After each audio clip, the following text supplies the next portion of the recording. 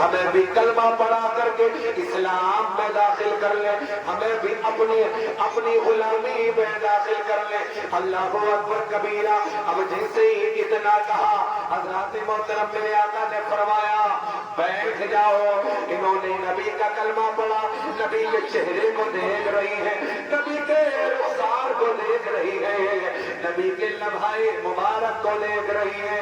اللہ اکبر کبیرہ۔ میرے عزیز و قربان جائے، جب یہ معاملہ جب ہوا بیٹھ گئی، میرے آقا کائنات صلی اللہ تعالیٰ علیہ وسلم کی بارگاہ میں ایک غلام کھانا لے کر کے آیا، اور جیسے ہی کھانا لے کر کے آیا، میرے آقا نے فرمایا سبھی حضرات کھانا تناول، اور نبی پاک صلی اللہ علیہ وسلم نے اپنے غلام سے فرمایا اور تم بھی میرے ساتھ میں کھانا کھا لو۔ جیسے ہی اتنا کہا، اب یہ دونوں آپس میں باتیں کرنے لگی کہ دیکھو نبی کی شان کیا ہے، کہ تم نے نبی کی باتیں نہیں سنی، نبی کے چہرے کو نہیں دیکھا۔ کوئی کہتا ہے کہ نبی پاک صلی اللہ علیہ وسلم کی مجھے چند باتیں بڑی پسند آئیں۔ سب سے پہلی بات تو یہ، نبی کا چہرہ اتنا روشن تھا، اتنا چمکدار تھا، ایسا لگ رہا تھا جیسا کہ سورج اور چاند گردش کر رہے ہو، اتنا چمکدار حضور کا چہرہ ہے۔ اور کہا دوسری بات یہ کہ نبی کے چہرے کو دیکھا تو نظریں ہٹنے کا نام نہیں لیتے۔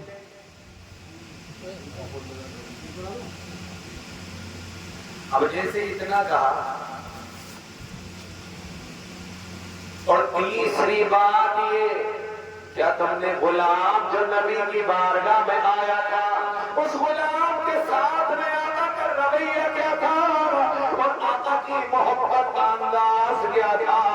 میرے آقا نے اس غلام سے فرمایا اللہ اکبر کبیرہ، یہ باتیں ہو رہی ہیں، یہ تذکرہ ہو رہا ہے، یار وہ لوگ کتنے حسین ہوں گے، کتنے خوبصورت ہوں گے جنہوں نے نبی کو دیکھا ہوگا، نبی کے پاک کی صحبت کو اختیار کیا ہوگا۔ اللہ اکبر کبیرہ۔ دنیا میں مٹانے والے آئے، خود تو مٹتے چلے گئے، لیکن نہ نبی کو مٹا سکے، نہ نبی کے دین کو مٹا سکے۔ نبی بھی زندہ ہے، اور نبی جس دین کو لائے ہیں وہ قیامت تک زندہ ہے، قیامت تک زندہ رہے گا۔ میرے دم سے زندہ نہیں ہے، ان کے دم سے زندہ نہیں، آپ کے دم سے زندہ نہیں، اس لیے کہ دینے والا رب ہے اور لینے والے حبیب ہیں۔ تو دینے والی رب کی ذات اور لینے والی محبوب کی ذات، یہ تو رب جانے کہ رب نے اپنے حبیب کو کیا کیا دیا ہے۔ قرآن تو یہ کہتا ہے الرحمن علم القرآن، رحمان وہ ہے جس نے اپنے حبیب کو سب کچھ سکھا دیا۔ رحمان کی ذات تو وہ ہے۔ میرے عزیز و قربان جائیں، لوگ آتے رہے اور نبی پاک صلی اللہ علیہ وسلم کا کلمہ پڑھتے رہے، وقت گزرتا چلا گیا۔ حضور کا چچا تھا جسے ابو جہل کہا جاتا ہے، یہ ایسا شخص تھا جو حضور کا دشمن تھا، جو حضور کا چچا ہونے کے بعد حضور سے نفرت کیا کرتا تھا۔ اللہ اکبر کبیرہ۔ میرے عزیز و قربان جائے، ایک مرتبہ نبی کی بارگاہ میں کنکریوں کو ہاتھ میں لے کر کے آیا اور کہنے لگا اگر آپ اللہ کے سچے نبی ہیں تو یہ بتائیں میرے ہاتھ میں کیا ہے۔ میرے آقا نے فرمایا مجھ سے کیا پوچھتا ہے، جو کنکریاں تیرے ہاتھ میں ہیں انہی سے پوچھ لے، ان کا میرے بارے میں کیا خیال ہے۔ جیسے ہی اتنا میرے آقا نے فرمایا، کنکریوں نے کلمہ پڑھنا شروع کر دیا، اور جیسے ہی کلمہ پڑھا اب اس نے پھینک دیا کنکریوں کو، کہنے لگا یہ تو کھلا ہوا جادو ہے، یہ تو کھلا ہوا جادو ہے۔ اللہ اکبر کبیرہ۔ ایک تاریخ میں نام ملتا ہے جن کا نام طفیل، توسی کے نام طفیل توسی کے نام سے ملتا ہے۔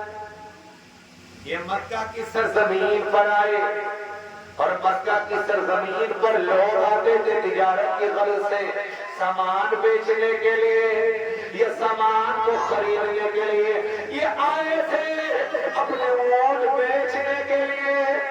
جیسے ہی مکہ کی حدود میں داخل ہوئے تو سب سے پہلے ان کی ملاقات ابو جہل سے ہو گئی۔ آج بھی جب ہم کبھی کبھی کسی گاؤں میں اگر داخل ہوتے ہیں تو سب سے بڑے جو سردار ہوں گے جاہلوں کے وہ دروازے پہ کھڑے ہوئے ملے اور نہ تعلق نہ کوئی بات، حضرت کہہ رہے ہو وہاں جا رہے ہو اس مسجد میں جا رہے ہو، بڑے آتنکوادی لوگ، اس کے بارے میں تو پوچھیے مت، بالکل وہ تو میرے بڑا آتنکوادی۔ دیکھو سوچ دیکھیں آپ، اور یہ آج کے دور کا معاملہ نہیں، یہ پہلے زمانے سے ہوتا ہوا ہے۔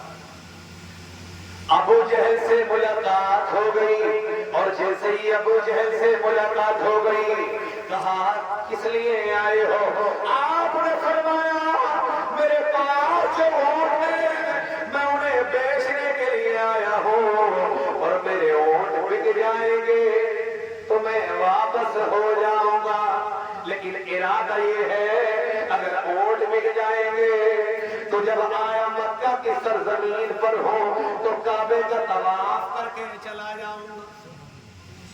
اچھا اونٹ بیچنا چاہتے ہو، لاؤ مجھے اونٹ بیچ دو، اس کی قیمت لو، لیکن یہیں سے واپس ہو جاؤ۔